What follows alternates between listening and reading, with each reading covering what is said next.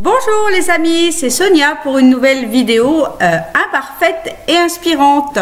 Je suis très heureuse de vous retrouver aujourd'hui et je voulais faire le petit récap des quelques posts que j'ai posés sur Facebook pour vous parler des 6 clés de la réussite de votre communication, qu'elle soit autant personnelle que professionnelle. Surtout, ne la négligez pas parce que vraiment ça peut être le booster de votre réussite, voilà.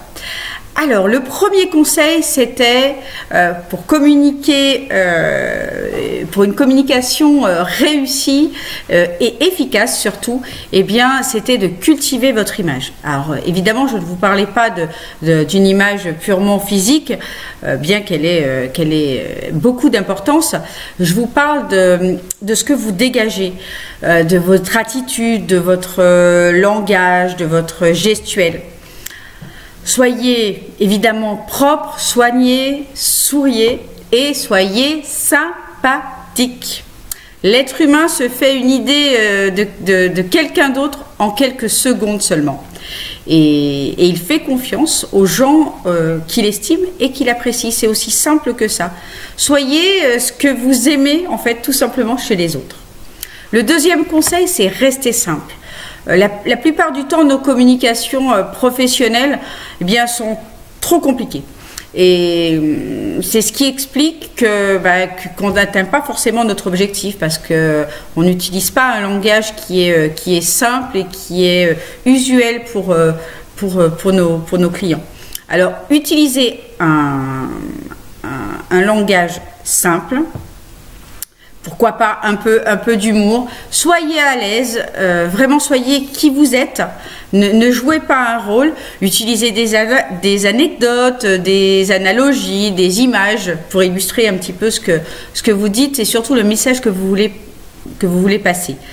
Bannissez évidemment un langage avec un jargon professionnel que parfois vos interlocuteurs n'ont pas l'habitude d'entendre et qui va pas avoir beaucoup d'impact chez eux. En clair, soyez simple. Plus vous êtes simple et plus vous serez compris et plus les gens se souviendront de vous. Le troisième conseil pour optimiser votre communication, c'est intéressez-vous sincèrement à vos interlocuteurs. Cessez de parler de vous et encouragez vos clients, vos prospects à parler d'eux. Montrez de l'intérêt et de l'admiration sincère. Ce n'est pas la peine de faire semblant parce que ça se voit. Et quand vraiment, vous arriverez à aimer les gens et à vous intéresser à vous, eh bien vous allez à coup sûr attirer leur sympathie. Ne me croyez pas, faites simplement l'essai. Le quatrième conseil, c'est grandissez votre capacité d'écoute. Qu'est-ce que ça veut dire? Bien, ça veut dire que l'écoute ne se fait pas forcément qu'avec justement les deux oreilles. Une bonne écoute se fait avec tous nos sens. On néglige souvent l'importance d'une communication avec le non-verbal. Le non-verbal, c'est quoi? C'est votre gestuelle, c'est vos sourires, c'est le langage en fait de votre corps quand vous êtes impliqué et que vous parlez des choses avec enthousiasme. Eh bien, tout votre corps, un petit peu comme moi en ce moment, tout votre corps un petit peu se met en action. Le langage non verbal représente, c'est assez surprenant, mais représente 93% de notre communication. Alors qu'on a l'impression que notre communication, c'est que les mots qu'on utilise. Eh bien, pas du tout. L'impression que vous allez laisser chez les gens, le message que vous allez véhiculer, en fait, il se fait avec le non-verbal, avec ces 93% qui sont l'impression visuelle, le langage du corps, le ton de la voix, la dynamique de la voix. Voilà, alors soyez conscients de cette part très très importante qu'est le non-verbal. Travaillez-la et puis vous deviendrez à coup sûr un excellent communicant. Le cinquième conseil pour une meilleure communication, notamment professionnel, mais également personnel, c'est préparez-vous et répétez. Moi, je vous recommande de prendre vraiment du temps pour préparer votre discours ou votre prestation, que ce soit avec une prestation publique, devant plusieurs personnes, que ce soit un rendez-vous client ou même une discussion parfois avec notre enfant ou notre conjoint.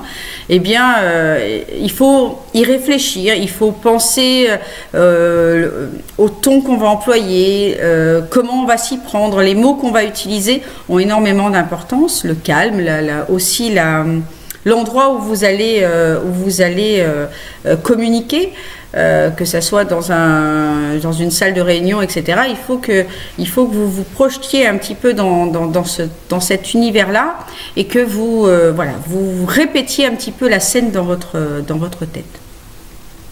Vraiment une bonne répétition augmentera votre degré de confiance et vous procurera une attitude plus naturelle. Donc entraînez-vous, répétez un petit peu le scénario, votre discours, préparez-le par écrit et répétez. Attention, évidemment, ne faites pas comme à l'école, on n'apprend pas par cœur son discours car les gens l'entendent, le sentent et là ça perd toute sa sympathie, tout son naturel et là c'est pas un bon mode de communication. Enfin, le 6e conseil dont je vous avais parlé, c'était de pratiquer encore et encore. La clé, surtout pour une communication professionnelle, la plupart des gens ne sont pas forcément à l'aise pour discuter comme ça devant une caméra. Pour moi non plus, ça l'a pas été au début. Il y a beaucoup de cafouillage, on n'ose pas se lancer. Voilà. Mais le seul moyen d'être vraiment à l'aise, eh bien, c'est de se lâcher et c'est de le faire encore et encore. Un petit peu comme en sport, on ne peut pas obtenir des muscles avec une seule séance de fitness ou d'abdos, etc. Il faut répéter. Eh bien, la clé de la réussite de votre communication, c'est la même chose. Alors, pensez à être en mode apprentissage. Travaillez afin de vous améliorer, affiner votre communication. Vous pouvez aussi vous entourer de gens qui vont vous inspirer, qui sont eux-mêmes, qui ont de grandes capacités à s'exprimer devant les autres. Et bien, vous pouvez regarder un petit peu comment ils font. Regardez sur Internet aussi des vidéos. Vous pouvez leur demander des conseils. Voilà. Mais avant tout, gardez votre personnalité parce que imiter, modéliser les autres, c'est bien, mais il faut garder votre saveur à vous et pratiquer. Voilà les amis, je vous fais un petit récap rapide. En premier conseil, cultivez votre image. Deuxième conseil, restez simple dans votre langage.